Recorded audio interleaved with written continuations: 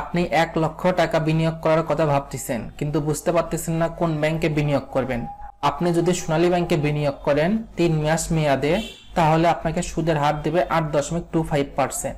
আর এই 1 লক্ষ টাকা যদি আপনি 3 মাস মেয়াদে অগ্রণী ব্যাংকে রাখেন, তাহলে দিবে 8.50%, প্রায় 25% ডিফারেন্স।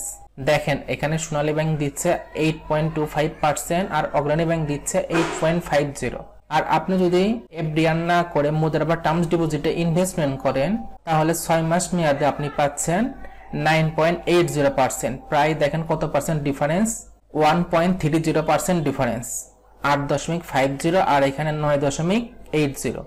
আর দেখেন আপনি যদি 12 মাসে ইনভেস্টমেন্ট করতে চান, তাহলে এখানে দিচ্ছে 10%। ইসলামী ব্যাংক, সোনালী ব্যাংক আপনাদের দিবে 8.75%, প্রায় 1.25% ডিফারেন্স। আর অগ্রণী ব্যাংক দিচ্ছে 9 প্রায় 1% ডিফারেন্স।